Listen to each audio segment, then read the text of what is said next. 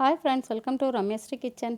இன்றைக்கி நம்ம கிச்சனில் நல்லா டேஸ்டியாக ஹெல்த்தியாக ஒரு டிஃபனுக்கு வந்து சைட் டிஷ்ஷு செய்ய போகிறோம். வாங்க என்னென்னு பார்க்கலாம். செம்ம டேஸ்டியாக டிஃப்ரெண்ட்டாக கும்பகோணம் கடப்பா சட்னி செய்ய போகிறோம். வாங்க எப்படி செய்கிறதுன்னு பார்ப்போம். எல்லாம் நம்ம வீடியோக்குள்ளே போகிறதுக்கு முன்னாடி நம்ம சேனலுக்கு சப்ஸ்கிரைப் பண்ணிடுங்க. என் சேனலை புதுசாக பார்க்குறவங்களா இருந்தாலும் சப்ஸ்கிரைப் பண்ணிட்டு பாருங்கள். வாங்க வீடியோக்குள்ளே போகலாம். செம்ம டேஸ்ட்டாக இருக்கும், ஹெல்த்தியாகவும் இருக்கும். சூப்பராக நம்ம சட்டுன்னு செய்ய போகிறோம். நான் வந்து எல்லோரும் செய்கிற மாதிரி செய்யாமல் டிஃப்ரெண்ட்டாக வித்தியாசமாக செய்ய போகிறோம். செம்ம டேஸ்ட்டாக இருக்கும். வாங்க வீடியோக்குள்ளே போகலாம். நான் வந்து ஸ்டவ்வில் ஒரு குக்கர் வச்சுருக்கேன். குக்கரில் வந்து நம்ம பாசிப்பருப்பும் உருளைக்கிழங்கும் வேக வச்சுக்க போகிறோம். நான் வந்து ஒரு 100 கிராம் அளவுக்கு பாசிப்பருப்பு எடுத்து கழுவிட்டு வச்சுருக்கேன். நல்லா கழுவிட்டு தண்ணி வடிகட்டி வச்சுருக்கேன். பாசிப்பருப்பு வறுக்க தேவையில்ல, நம்ம அப்படியே போட்டுக்கலாம். நல்லா பாசிப்பருப்பு வந்து நல்லா கழுவிடணும். ஏன்னா அது மேலே வந்து நம்ம கழுவும்போது ஒரு 2 தண்ணி ஊற்றி கழுவுனோம்னா மேலே அப்படியே நம்ம பசஞ்சு கழுவும்போது வெள்ளையாக ஒரு மாதிரி வரும், தண்ணி வந்து அழுக்காக வரும். அதனால் நல்லா கழுவிடணும். கழுவிட்டு பாசிப்பருப்பு வந்து குக்கரில் போட்டுட்டேன். ஒரு பெரிய சைஸ் உருளைக்கிழங்கு எடுத்து பொடிசாக கட் பண்ணி வச்சுருக்கேன் பாருங்கள். இந்த இந்த பெருசாக போட்டாலும் பரவாயில்ல, நம்ம ஏன்னா வேக வச்சு மசிக்க தான் போகிறோம். பெருசாக போட்டால் வேகிறதுக்கு கொஞ்சம் டைம் ஆகும். அதனால் நான் பொடிசாக கட் பண்ணி போட்டிருக்கேன். அதில் வந்து கொஞ்சமாக மஞ்சள் தூள் போட்டுக்கலாம். போட்டுட்டு கொஞ்சமாக பெருங்காயத்தூள் போட்டுக்கலாம். பெருங்காயத்தூள் வந்து கண்டிப்பாக போடணும். பாசிப்பருப்பும் உருளைக்கிழங்கும் ரெண்டுமே கேஸ் ப்ராப்ளம், வாயு ப்ராப்ளம் வரும். அதனால் நம்ம கண்டிப்பாக பெருங்காயத்தூள் போட்டே ஆகணும். அதில் போட்டுட்டு தேவையான அளவுக்கு திட்டமாக, இதுக்கு தண்ணி அளவெல்லாம் இல்லை, திட்டமாக பாசிப்பருப்பு உருளைக்கிழங்கு முங்குற அளவுக்கு தண்ணி ஊற்றிக்கலாம். ஊற்றிட்டு ஸ்டவ் பற்ற வச்சுட்டு மூடி போட்டு மூடி ஒரு 4 விசில் வச்சு வேக வச்சுக்கலாம். 4-5 விசில் கூட வைக்கலாம். ஏன்னா பாசிப்பருப்பு சீக்கிரம் வெந்துடும்.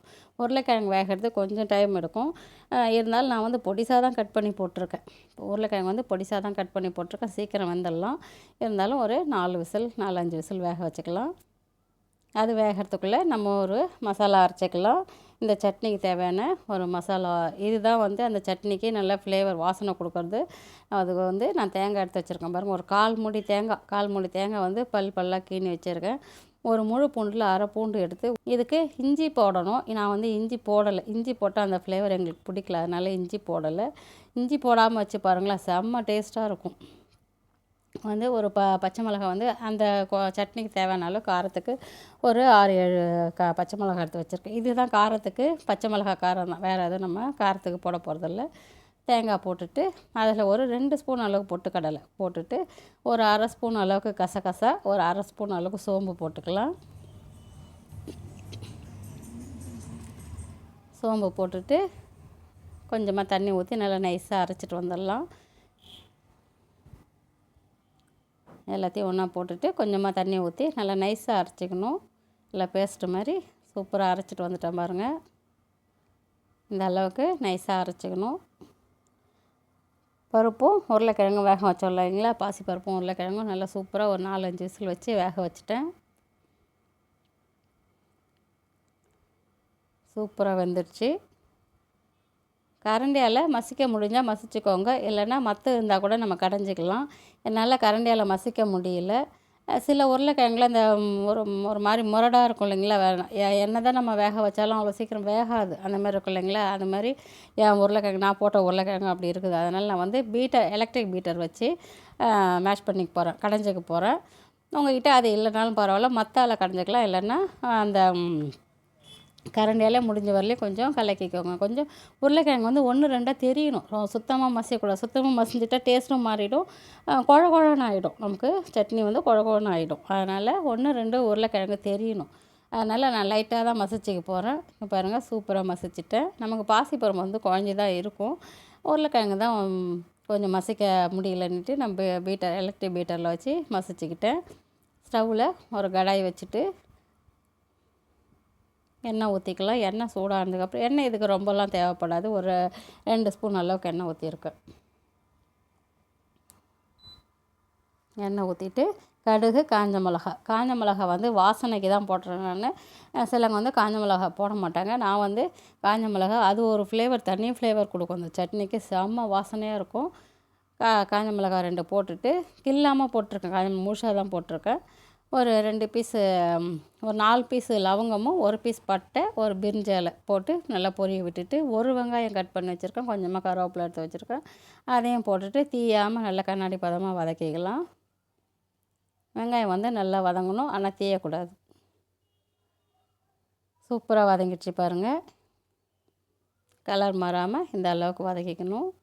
இப்போது நம்ம அரைச்சி வச்சோம் இல்லைங்களா தேங்காய் பேஸ்ட்டு, தேங்காய், பூண்டு, பச்சை மிளகாலாம் போட்டு அரைச்சி வச்சோம் இல்லைங்களா, அதை எடுத்து ஊற்றிடலாம். ஊற்றி லைட்டாக வதக்கிக்கலாம். லைட்டாக அப்படி கிளறி விட்டுட்டு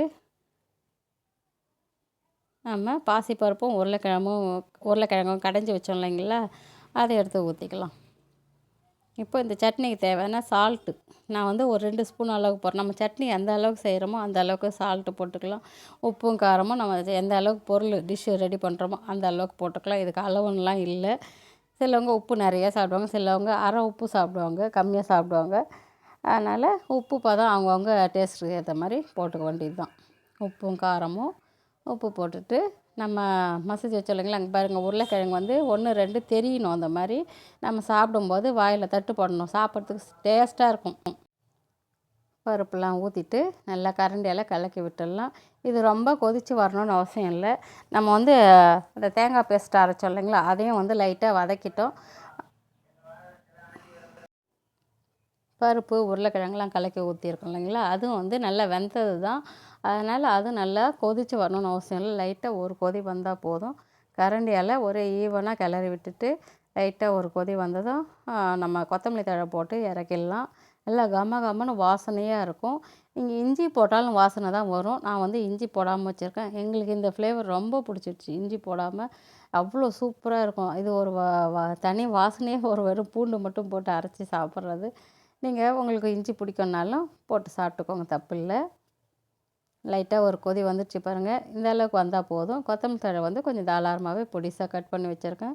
அதை போட்டுட்டு நல்லா கலக்கி விட்டுட்டு இறக்கிடலாம். செம்ம டேஸ்டியாக கடப்பா சட்னி, கும்பகோணம் கடப்பா சட்னி ரெடி ஆகிடுச்சு. சூடாக இட்லி ஊற்றி, துணி போட்டு இட்லி ஊற்றி நீங்கள் இந்த கடப்பா சட்னி வச்சு தொட்டு சாப்பிட்டு பாருங்களேன், அவ்வளோ அமிர்தமாக இருக்கும். செம்ம டேஸ்ட்டாக இருக்கும். குழந்தைங்க நல்லா விரும்பி சாப்பிடுவாங்க. இந்த மாதிரிலாம் நம்ம டிஃப்ரெண்ட்டாக செஞ்சு கொடுத்தா எப்பவும் ஒரே சட்னி, தேங்காய் சட்னி, கார சட்னி, தக்காளி சட்னின்னு அரைச்சி இந்த மாதிரி டிஃப்ரெண்ட்டாக செஞ்சு கொடுங்க. ஒரு நாளைக்கு ஒரு வித்தியாசமாக செஞ்சு கொடுத்தா சூப்பராக சாப்பிட்ருவாங்க. சூப்பரான கும்பகோணம் கடப்பா சட்னி ரெடி ஆயிடுச்சு. இது மாதிரி செஞ்சு சாப்பிட்டு என்ஜாய் பண்ணுங்கள். இந்த வீடியோ உங்களுக்கு பிடிச்சிருந்தா லைக் பண்ணுங்கள், ஷேர் பண்ணுங்கள், சப்ஸ்கிரைப் பண்ணுங்கள். தேங்க்யூ.